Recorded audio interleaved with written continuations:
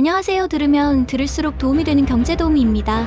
오늘은 경제용어 모음 시간입니다. 자, 출발할까요? 회계장부 어카운팅 북스. 회계장부는 기업의 재무거래를 기록한 책을 의미합니다. 이는 매출, 비용, 자산, 부채 등을 포함합니다. 예를 들어 매출장부, 비용장부, 자산장부 등이 이에 해당합니다. 회계장부는 기업의 재무 상황을 명확하게 파악하고 재무제표를 작성하는 데 중요한 역할을 합니다. 회계정보 시스템 Accounting Information System AIS. 회계정보 시스템은 회계 데이터를 수집, 저장, 처리하여 재무정보를 제공하는 시스템을 의미합니다. 이는 기업의 의사결정과 경영활동을 지원합니다. 예를 들어 ERP 시스템이 회계정보 시스템에 해당합니다. AIS는 기업의 재무관리 효율성을 높이고 정확한 회계 정보를 제공합니다. 회계이익 Accounting Profit. 회계이익은 기업의 총수익에서 총비용을 뺀 금액을 의미합니다. 이는 기업의 재무성과를 평가하는 중요한 지표입니다. 예를 들어 한 기업의 총수익이 100억 원이고 총비용이 80억 원이라면 회계이익은 20억 원입니다. 회계이익은 투자자와 경영진에게 중요한 정보입니다.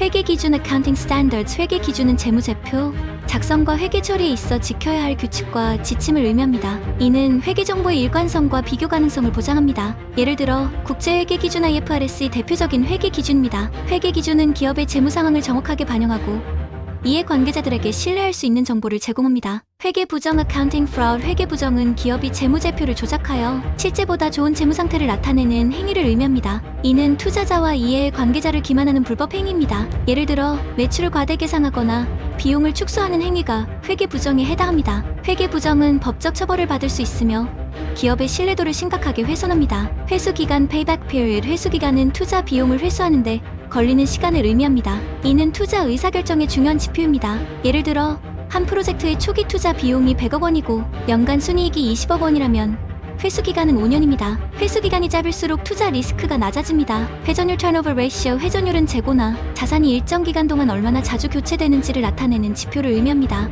이는 기업의 운영 효율성을 평가하는 데 사용됩니다. 예를 들어 재고 회전율이 높으면 재고가 빠르게 판매되고 있음을 의미합니다. 회전율은 자산의 효율적인 활용과 수익성을 높이는 데 중요합니다. 효율시장 가설 Efficient Market Hypothesis.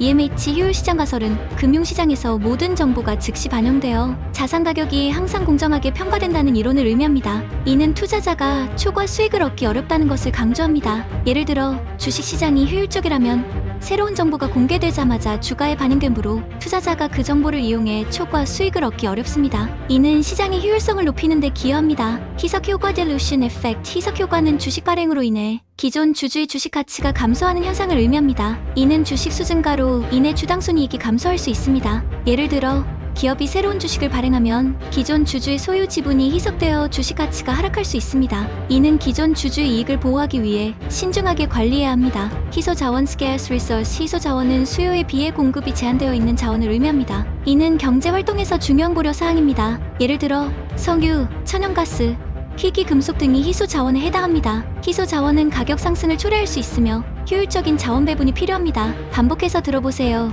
좋아요, 구독 부탁드립니다.